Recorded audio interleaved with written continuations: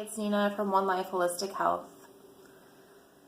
As a coach and a therapist, I get asked a lot of questions. And recently I was asked, what is the biggest thing I've ever had to overcome, and how did I overcome it? Well, in order for you to really understand the depth of my answer, I feel like I need to give you a little bit of context. And so if it's okay with you, today I'm going to share my story. When I was born, my lung collapsed. My mom and I lived in a very small town, and luckily there was a man there who loaded us up on his fertilizer plane and flew us to a hospital that had the equipment to deal with my situation. I died on that flight, and luckily they were able to revive me when I got to the hospital. But I will say that that's the first time in my life God chose to save me. Now that in and of itself is pretty profound, and my story could stop there and I could say, I have this divine purpose for something bigger for my life.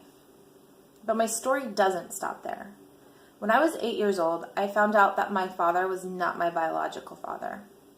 And as an 8-year-old girl, finding out that your biological father doesn't want you sent some pretty profound messages of, I'm not enough, I'm not worthy, and I'm not lovable. Those became very deeply rooted core negative beliefs of mine. After that, I developed an eating disorder. I started contemplating suicide. I experienced my first sexual assault. I became clinically depressed. I dealt with that depression with alcohol. I entered into many emotionally abusive relationships. I entered into a physically abusive relationship, and I experienced my second sexual assault. One night, I was sitting on the edge of my bed, and I was thinking, I can't do this. I can't do this anymore. This is too much, and I can't handle it. Tomorrow morning, I'm either going to wake up and end my life, or I'm going to wake up and fix my life. Now, luckily, I woke up on the right side of the bed that next morning, and I will say that that is the second time in my life God chose to save me. I then began my healing journey. And it was a very painful journey. But it wasn't half as painful as sitting on that bed trying to decide if I was going to live or if I was going to die. Now, the hardest thing that I've ever had to overcome was not all of that trauma, was not that healing journey, but it was my own self-concept and my own self-love. Trying to love myself enough through all of that so that I could rewire my brain and rewire my beliefs so that I knew I was good enough, that I was worthy, and that I am lovable.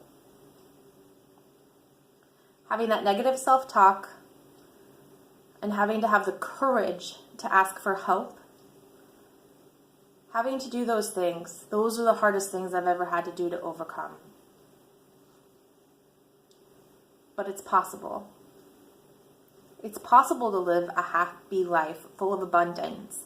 And it's possible to have a toolbox full of things that will help you deal with these symptoms when they come up. And it's possible to move through your trauma.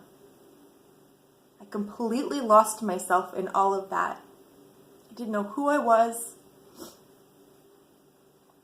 And trying to find myself was very difficult. But I did, and it's possible, and your trauma does not define you. This is why I do what I do. This is why I chose to become a therapist and a coach and help people with their trauma.